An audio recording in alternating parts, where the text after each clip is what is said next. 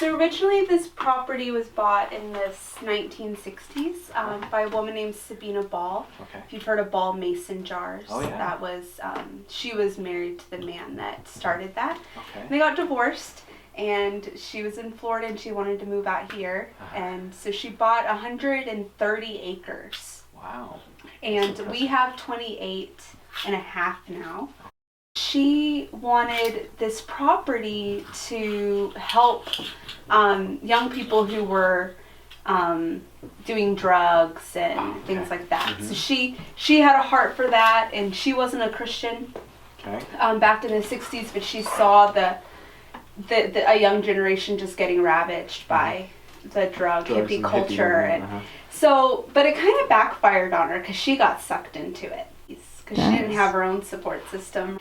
So this place was a naked hippie commune in full, so there's pictures, we have some in our welcome cabin of people totally naked building these cabins. And a lot of them were high when the cabins were built. So everything's really unique and different. It was very anti-establishment. And but in the early 70s to mid 70s, the Jesus movement happened. And revival swept through this area. And a lot of them got saved. Sabina wasn't even here at that time. She was seeking enlightenment in India.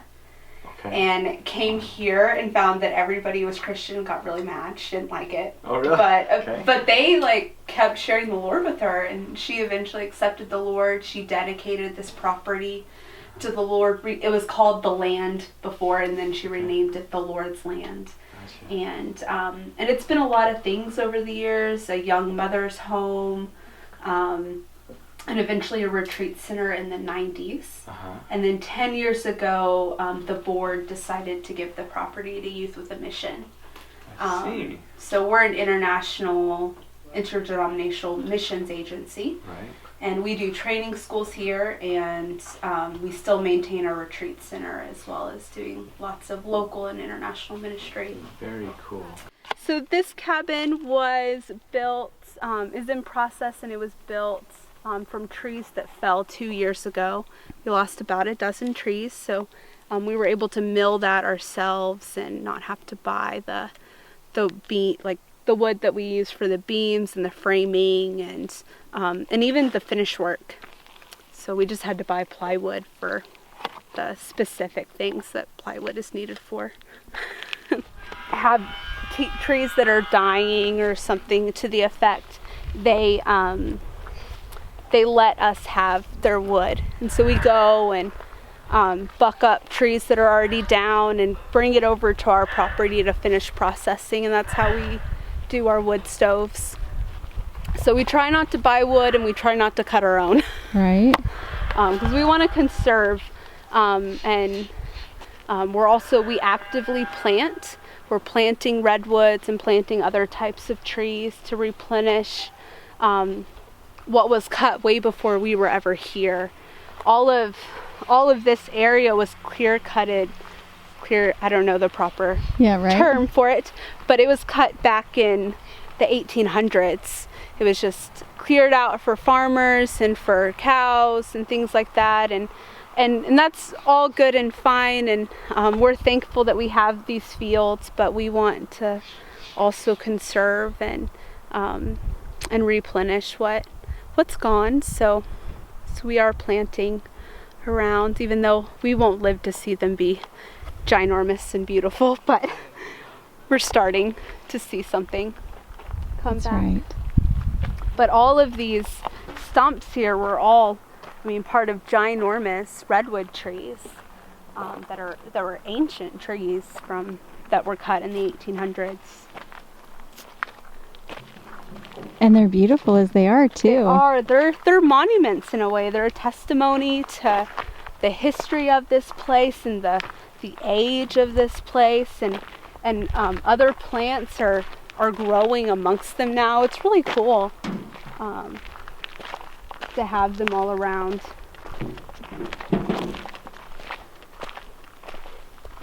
We have this tree similar to that one, looks kind of like a mushroom in the other field. And we've actually built ladders into them, and lots of kids like to go play inside of them. and stargaze at night and when it's clear.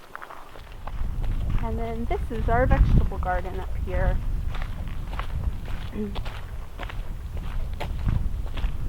And so if people want to support the ministry here, how would they do that? The best thing to do would to call our office and ask about the number of ways to do that.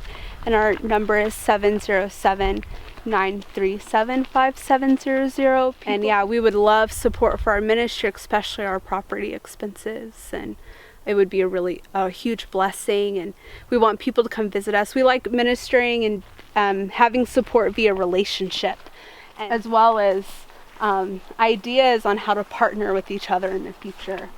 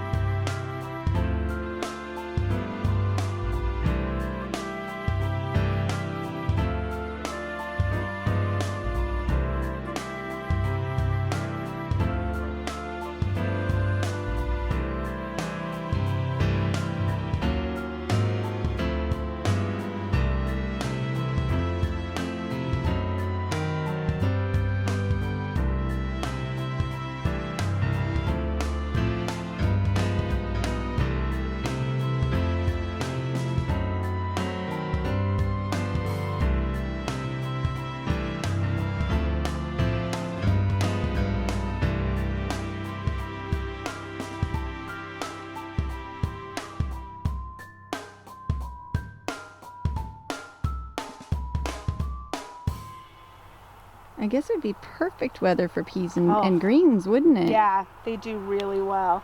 Would you like one? I would love one, thank you. That's one of my bad habits, was when people hand me food on camera, I actually eat it. And then so you can hear me crunching in the background until I edit it. And here's some of our pumpkins. They're still growing. Oh, they're huge. Yeah. Oh, I should get out of the way. I can see my shadow. It's probably one of our bigger ones, but we have them growing all over. We need to harvest them and make pies and soups. How pretty that striped one is, sure pretty, Yeah. isn't it? Very pretty. And we're worm composting. I don't actually know what that means, but I know that we're doing it. That's all you need to know, right? Yeah. It's happening.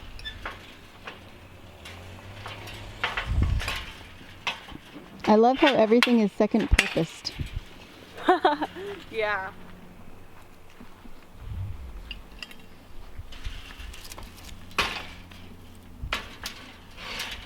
We have to make sure to keep our gates closed because the deer would ravage In one night. in one night everything. We can always tell when we drive into a new area whether or not they have a deer problem, because if you ever see a garden, you see the fence first. Yes. Yeah. So yeah, that's kind of an overview of our property. Yeah. That's the mushroom tree, the ladder. We have lots of apple trees on the property. They're heirlooms. They're over 100 years old. And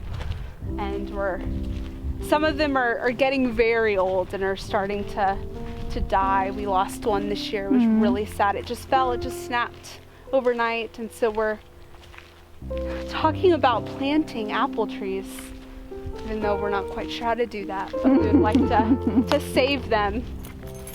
Sorry. From, many, many years ago.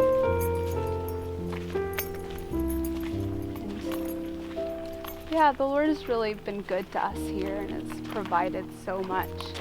It's a blessing to live in such a beautiful and peaceful place, and in a community that loves each other and wants to support each other and be accountable to each other and celebrate together.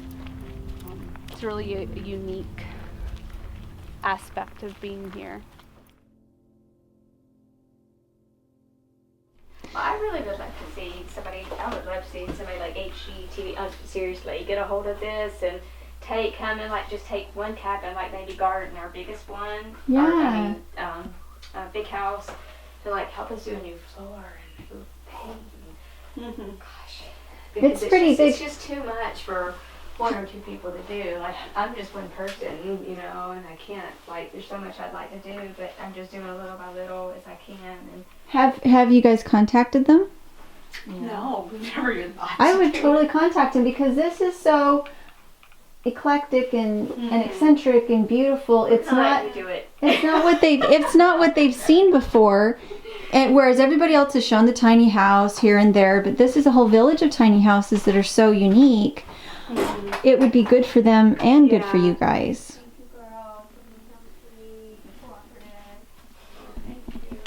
Here, I'll go with you.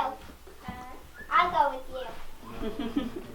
Cool. So if you're interested in ever serving with us and feel called to volunteer on a short-term to long-term basis, please contact us by email or phone, and we'd love to connect with you about joining us.